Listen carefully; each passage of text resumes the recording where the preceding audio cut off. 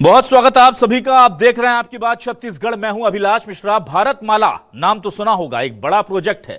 Project क्या है कि देश के खास जो जगह हैं उन्हें एक साथ सड़क मार्ग से जोड़ना है, और चाहे वो चार धाम हो या ऐसे इलाके जहां से रोड निकल करके देश में पूरा एक रोड नेटवर्क अच्छे से बना सकते हैं।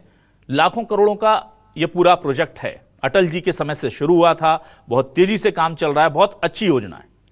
छत्तीसगढ़ में अब ये योजना आई तो खेल हो गया। खेल हमेशा गरीबों के साथ होता है। इस बार किसान जो है वो ठगे गए। ठगे ऐसे गए कि किसानों से डील करा ली गई कि भाई आपकी जमीन 10 लाख की है, हम 12 लाख में बिकवा देंगे, आप हमें इसकी मालिकाना हक की एक पट्टी लिख करके दे दीजिए, पर्ची।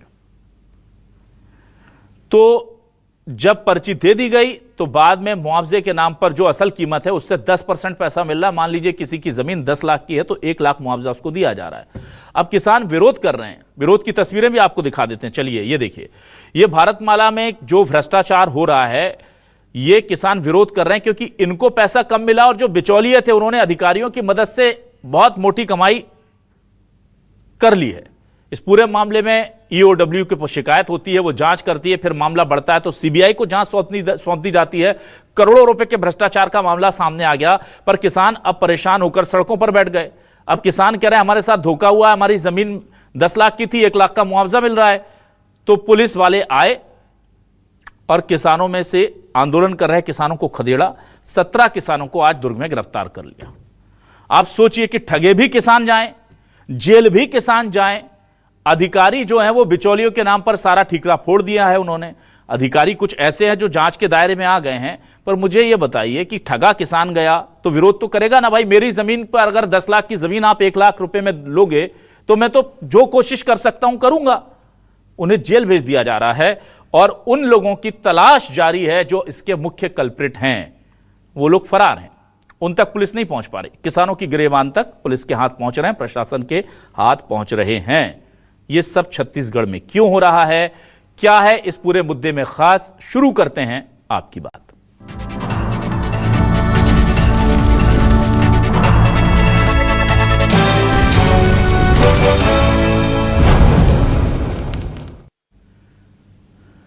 सबसे पहले आइए सुनते हैं कि किसान जिन्हें इस पूरे मामले में अब जिनकी गिरफ्तारी भी हुई है, जब वो विरोध कर रहे थे तब हमने उनसे बातचीत करने की कोशिश की। न्यूज़ 24 मध्य प्रदेश छत्तीसगढ़ से दुर्ग के किसानों ने अपनी पीड़ा किस तरह से व्यक्त की है, सुनिए। ये तो बहुत बड़ा भेदभाव हो रहा है पाटन में, और यहाँ दुर्ग जिले में पूरा उपेक्षित किया जा रहा है। और आज यहाँ पर सरकार का एक दुर्व्यवहार, जो हम लोग शांतिपूर्ण से यहाँ पे काम को रुकवा रहे थे, और यहाँ पर हमारे जो भाई हैं जिनको और ज़मीनें 70-80 लोगों का, उनको ज़बरदस्ती बलपूर्वक उठाया गया। हम लोग शांतिपूर्वक अपनी मांग को लेकर बैठे थे। हम शासन से यही चाहते हैं कि जो उनका जो निर्धारित जो रेट है, हमको उसी में उचित मूल्य दिया जाए। सेशन हमारा 2005 से लिया हुआ है, ठीक है। तो आज जो रोड का रेट है, कम से कम गवर्नमेंट ने जो रेट निर्धारित किया है, तो आज जो रोड का रेट है उसके अनुसार कुछ भी नहीं है, लेकिन फिर भी गवर्नमेंट ने जो अपना रेट निर्धारित किया है उस अनुसार भी हमको रेट नहीं मिल रहा है। क्योंकि अभी जो भारतमाला का प्रोजेक्ट आया उसमें अगर कई क्षेत्र को देखा जाए तो विभिन्न श्रेणी में इसको बांटा गया है। जिस श्रेणी के अंतर्गत बांटा गया है, इनका स्क्वायर फीट का रेट अलग है, वर्ग फीट वगैरह का रेट अलग अलग है। तो आप देखे होंगे कि कई करोड़ों अरबों का घोटाला हुआ है। अब आपको सवाल दिखा देते हैं। सवाल क्या उठा रहे हैं, बहुत जरूरी सवाल उठा रहे हैं, किसानों से जुड़े हैं, छत्तीसगढ़ियों से जुड़े हैं। देखिए सवाल क्या है, आपके सामने लेकर आ रहे हैं। हमारे सवाल ये रहे, छत्तीसगढ़ में करप्शन में घिरा प्रोजेक्ट भारतमाला, किसानों के मुआवजे में गड़बड़ झाला। किसानों ने दुर्ग में किया मुआवजे को लेकर आंदोलन। 17 किसानों पर हिरासत में लेने का, एफआईआर करने का, गिरफ्तार करने का एक्शन। कांग्रेस बोली सरकार की मिलीभगत से घोटाला, किसानों की जमीन को औने पौने दामों में क्यों लिया। छत्तीसगढ़ के किसानों से भारतमाला के नाम पर ठगी, बिचौलियों के साथ मिलकर अधिकारियों ने कैसे जेब भरी, यह सबसे बड़ा सवाल है।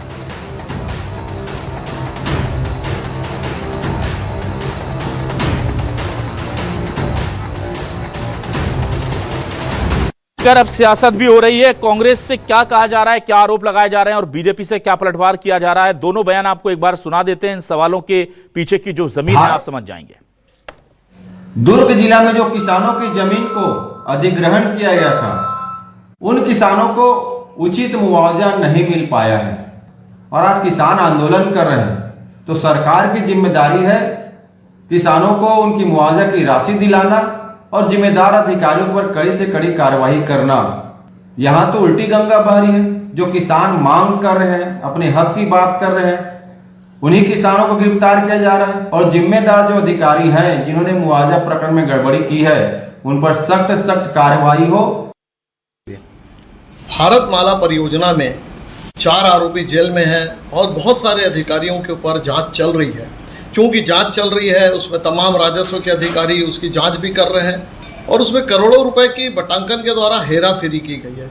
इस बीच यदि हम फिर से किसानों को जो मुआवजा देते हैं और उसमें फिर कोई गंभीर शिकायतें निकलती है, तब ये बात आएगी कि जब जिस मामले में कई सारे आरोपी जेल में हैं उसमें जिस प्रकार से गलत हुआ है, तो इसीलिए सरकार चाह रही कि जांच हो जाए। जांच के बाद जो असली किसान हैं उनको उनके हक के हिसाब से मुआवजा मिल जाए। आइए सीधे रुख करूंगा अपने खास मेहमानों का। मेरे साथ जो खास मेहमान जुड़ रहे हैं उनका तारुफ आपसे करा देता हूं। बीजेपी से वरिष्ठ नेता प्रवक्ता निशिकांत पांडे जी हमारे साथ जुड़ रहे हैं, उनका स्वागत है। अमित श्रीवास्तव जी कांग्रेस से वरिष्ठ नेता प्रवक्ता हमारे साथ जुड़ चुके हैं, उनका भी स्वागत है। और वरिष्ठ पत्रकार के तौर पर अनिल द्विवेदी जी हमारे साथ जुड़ गए हैं, उनका भी बहुत स्वागत करता हूं। अनिल द्विवेदी जी, सबसे पहले मैं आपकी मदद लूंगा। मेरे दर्शकों को जरा आसान भाषा में समझा दीजिए कि एक भारतमाला प्रोजेक्ट क्या था और इसमें घोटाला किस तरह से हो गया। ये किसान कह रहे हैं कि जो मुआवजा है उसे कई श्रेणियों में बांट दिया और वहीं पर खेल कर गए। तहसीलदार साहब को दे दिया पूरा अधिकार कि ये जमीन आपकी है, जो मन चाहा रेट लगाओ लगा लो। जहां कम लगा दिया, किसी का ज्यादा लगा दिया, वहां गड़बड़ हो गई। जरा दर्शकों को संक्षेप में समझा दीजिए कुछ पॉइंट्स में सर। देखिए अभिषेक जी, सबसे पहली बात तो यह है कि केंद्र भारतमाला प्रोजेक्ट एक केंद्र सरकार का प्रोजेक्ट है जहां पर 4 लेन और हाईवे इस तरह चीजें बनाई जाती है। और जब सरकार निश्चित तौर पर जब कोई प्रोजेक्ट हाथ में लेगी तो वो चूंकि बनना है, इसलिए किसानों की जमीनें भी अधिग्रहित की जाती हैं और अधिग्रहण में एक बड़ी राशि जो मुआवजा जो उस समय बाजार दर होती है उसके आधार पर उसकी मुआवजा राशि केंद्र सरकार बांटती है। और ये मुआवजा राशि जो प्रशासनिक अफसर होते हैं और पटवारी होते हैं, जो किसान होते हैं, इनके तीनों का जो गठजोड़ होता है उसके आधार पर मुआवजा दिया जाता है। अब करप्शन यहीं पर हुआ है, इसी मामले में प्रोजेक्ट में घोटाला हुआ है और ये बड़ी आश्चर्यजनक बात है कि भारतमाला प्रोजेक्ट पूरे देश में चल रहा है। एक नरेंद्र मोदी सरकार की एक बहुत विजनरी प्रोजेक्ट है और बड़ा सफल प्रोजेक्ट रहा। आप दिल्ली चले जाइए, हरियाणा चाहिए, कई राज्यों को उसने जोड़ दिया है। आप देखिए कि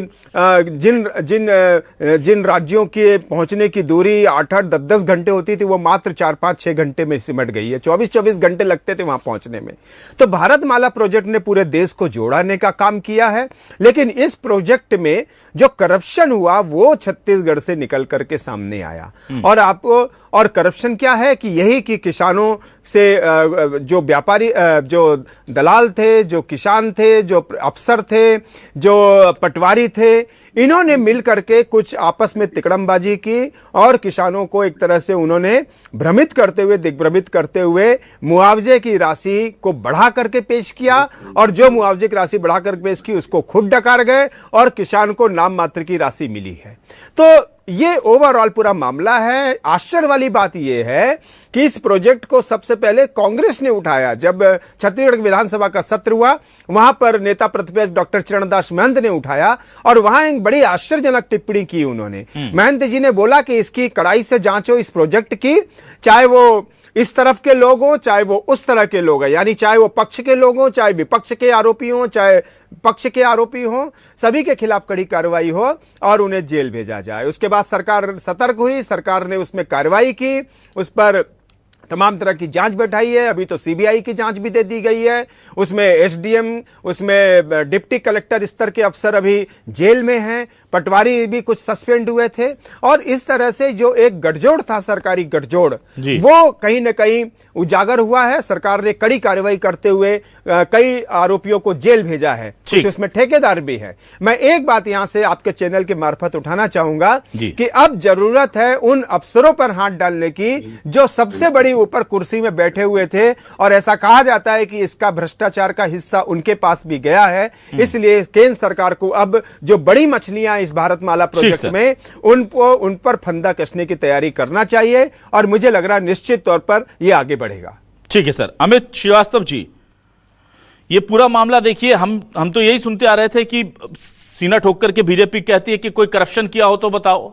अब ये बात ये कही जाती है कि आपके टाइम में हुआ, इनके टाइम में हुआ, हमें नहीं पता किसके टाइम में हुआ, पर जब ये सामने आ गया और उसके बाद किसान सड़क पर उतरा है और सबको पता है कि यहां गड़बड़ हुई है, तो किसान सड़क पर आएगा भाई। उसकी 10 लाख की जमीन 1 लाख में अगर लोगे तो वो तो आएगा।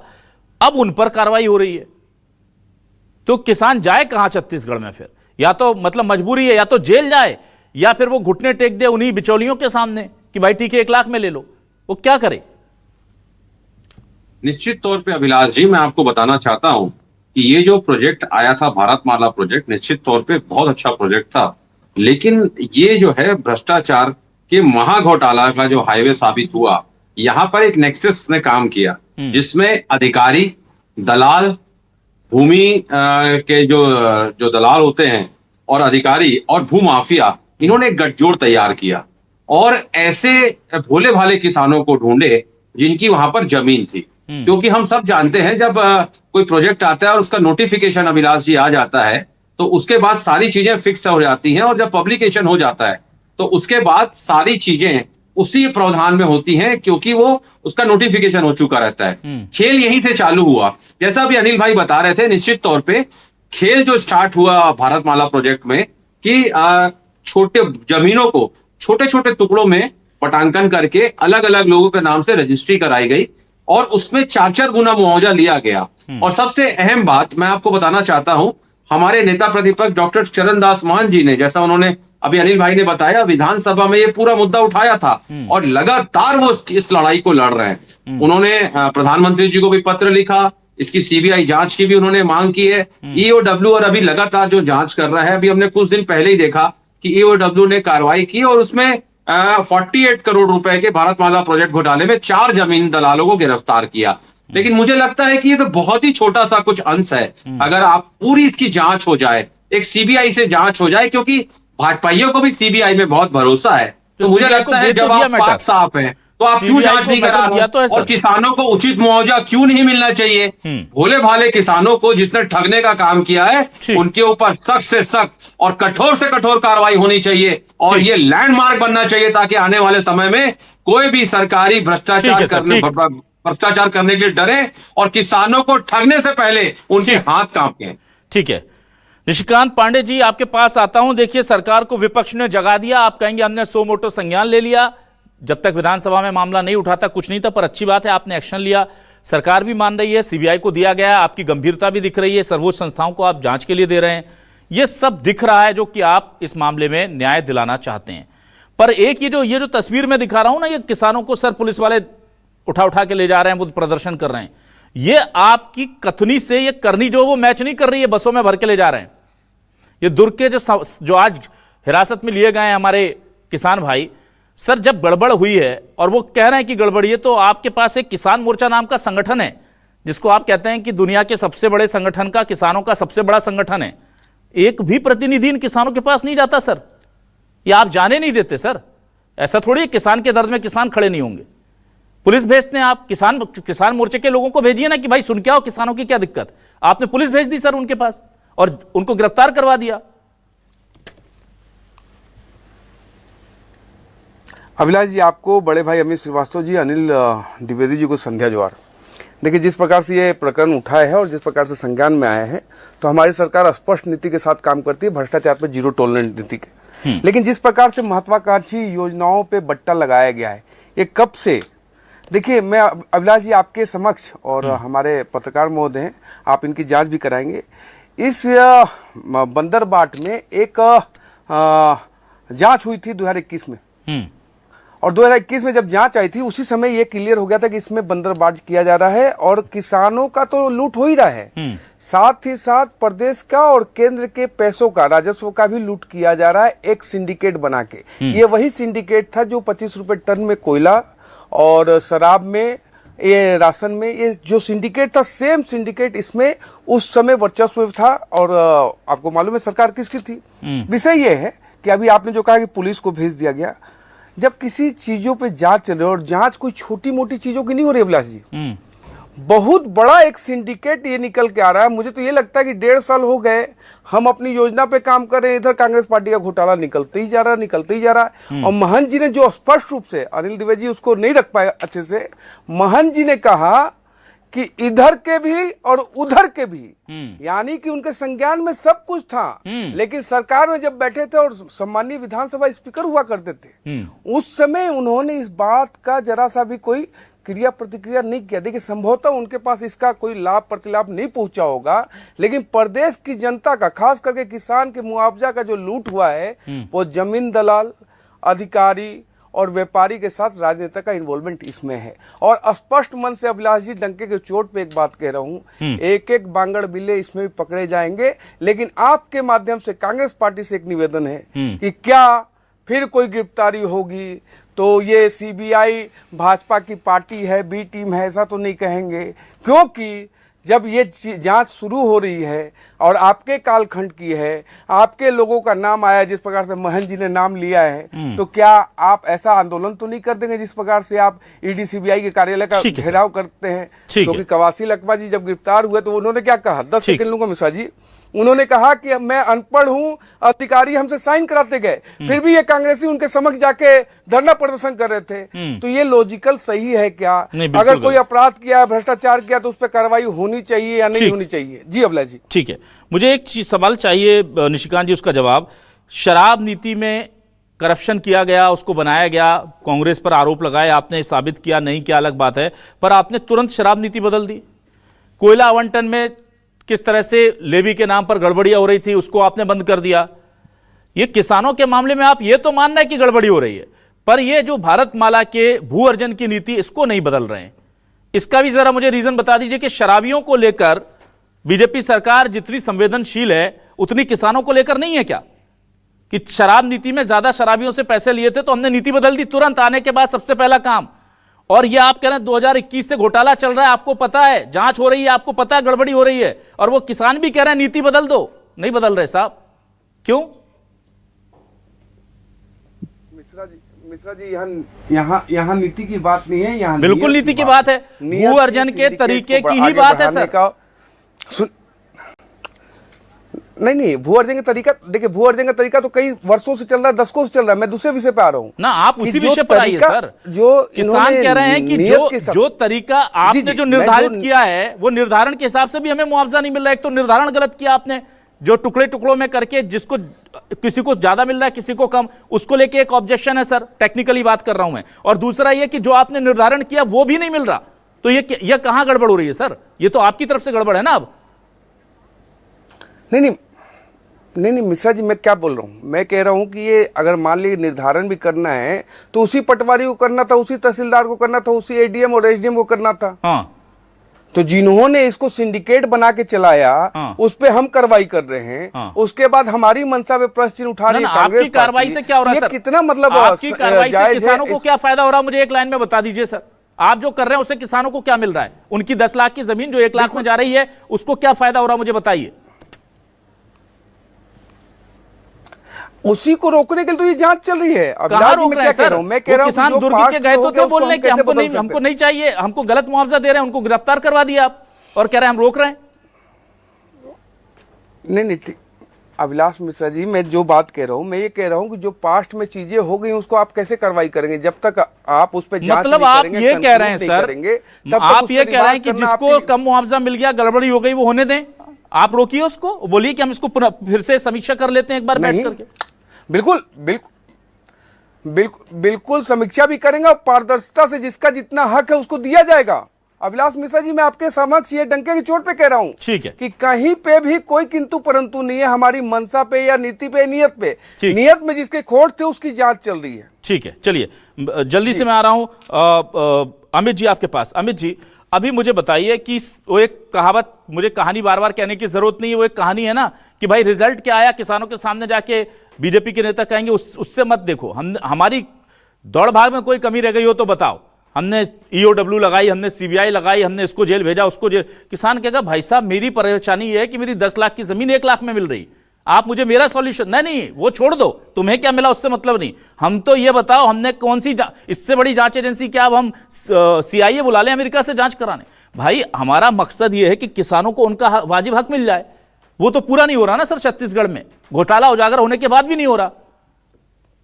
जी निश्चित तौर पे आदरणीय डॉक्टर चरणदास ना अमित जी, अमित जी मैं माफी चाहूंगा, मैं अमित द्विवेदी जी से सवाल ले रहा हूं इस वक्त। ओके ठीक, अनिल जी से, सॉरी अनिल जी प्लीज। हाँ बता दीजिए एक बार फिर से सवाल। अनिल जी आप मुझे बताइए किसानों को क्या फायदा हो रहा है इस पूरी भागदौड़ में? सीबीआई, ईओडब्ल्यू और ये तमाम चीजें, आरोप प्रत्यारोप, किसानों को तो कुछ नहीं मिल रहा ना सर। उनकी तो जमीन अभी भी अधिग्रहित हो रही है गलत रेट पर, और वो विरोध कर रहे हैं तो जेल मिल रही है उनको।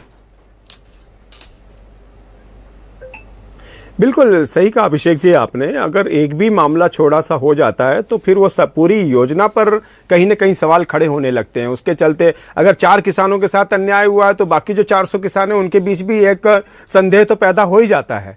लेकिन जैसा कि निशी ने भी कहा, भाजपा प्रवक्ता ने भी, कि भाई अगर करप्शन हुआ तो उसके जांच तो होनी पड़ेगी।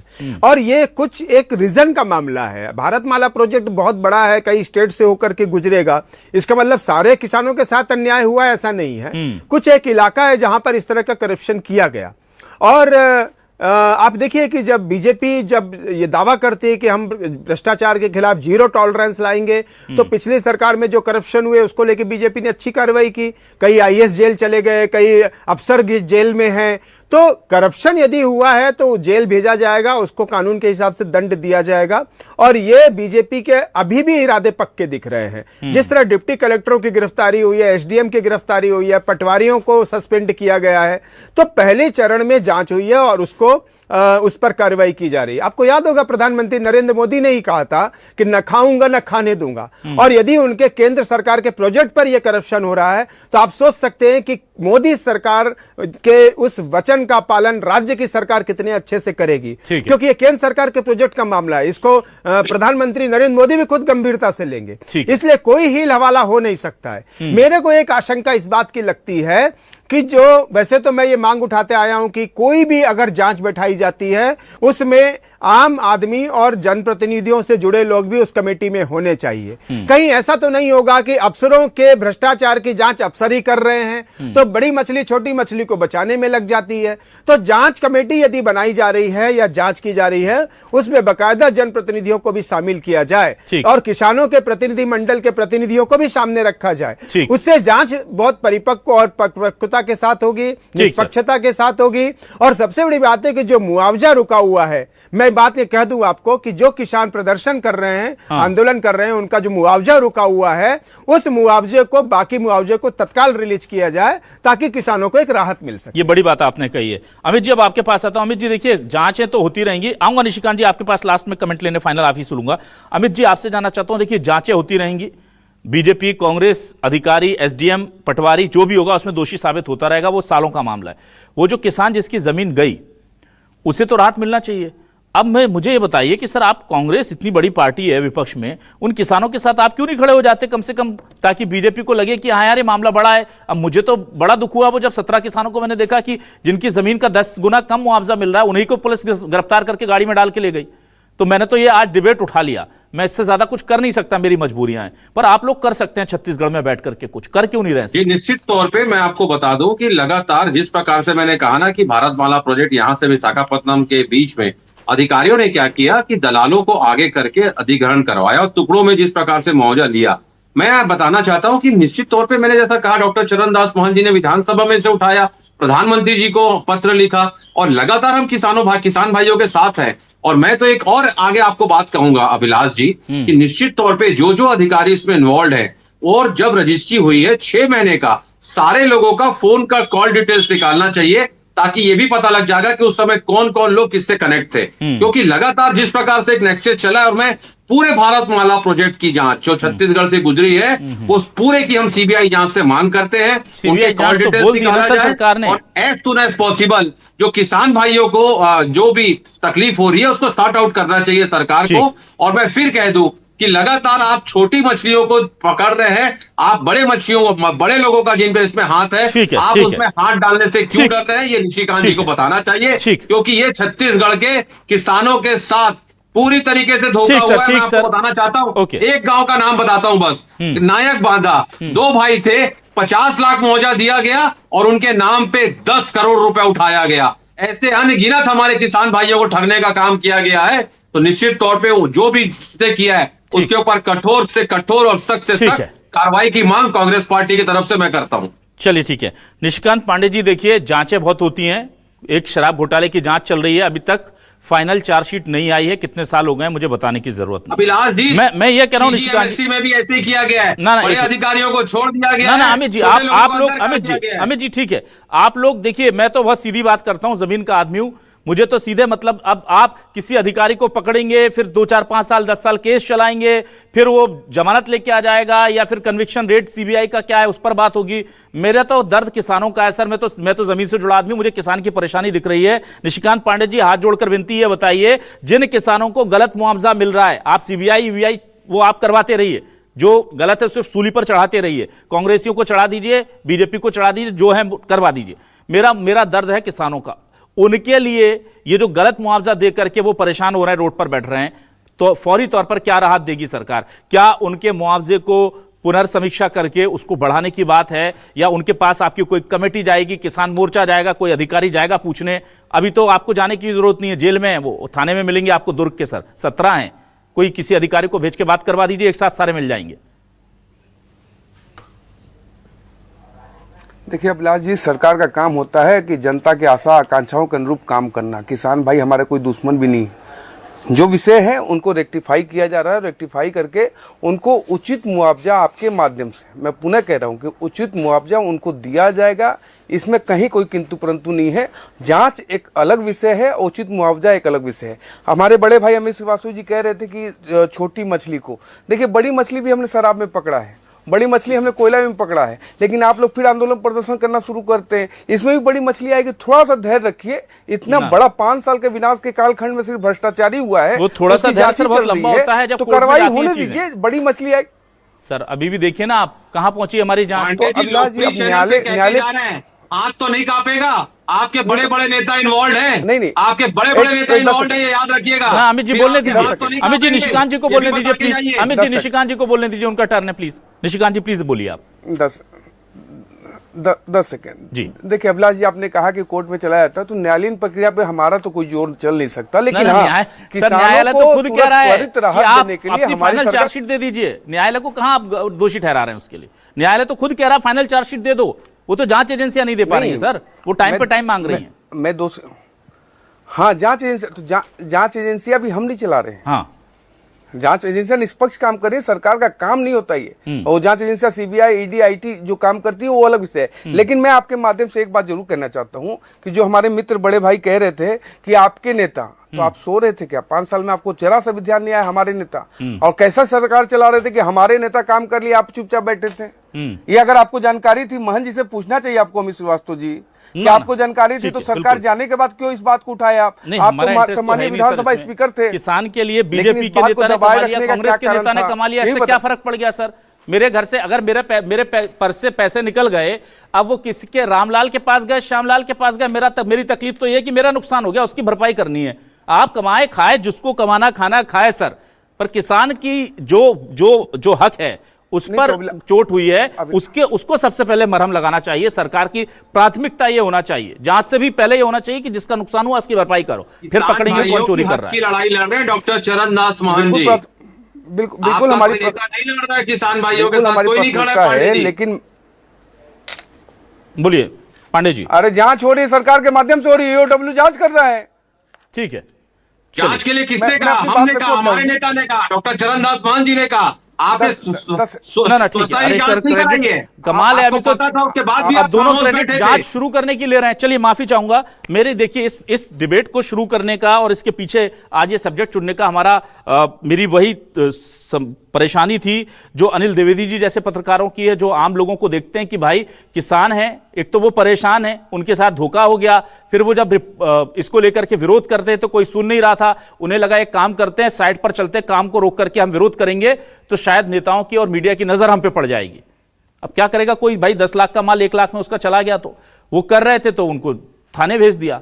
अब ये न्याय मिलता हुआ नहीं दिख रहा है यहां, इसको लेकर हमारी चिंता है कि आप पहले किसानों की बात सुनिए, उनके लिए क्या कर सकते हैं कीजिए, उसके बाद फिर आप जांच कीजिए, जांच में जो दोषी हो उस पर कार्रवाई कीजिए, पर वो एक अलग व्यवस्था है, वो एक अलग प्रक्रिया है, उससे हमारे किसानों के नुकसान की भरपाई नहीं होगी। मैं बार बार कहता हूं कि दिक्कत यह है कि जांच के नाम पर हर चीज को ठंडा कर दिया जाता है और जो असल पीड़ित है वो पीछे छूट जाता है। बहुत शुक्रिया निशिकांत पांडे जी, अमित जी और अनिल द्विवेदी जी हमारे साथ जुड़ने के लिए, इस डिबेट का हिस्सा बनने के लिए तमाम दर्शकों का शुक्रिया। नमस्कार।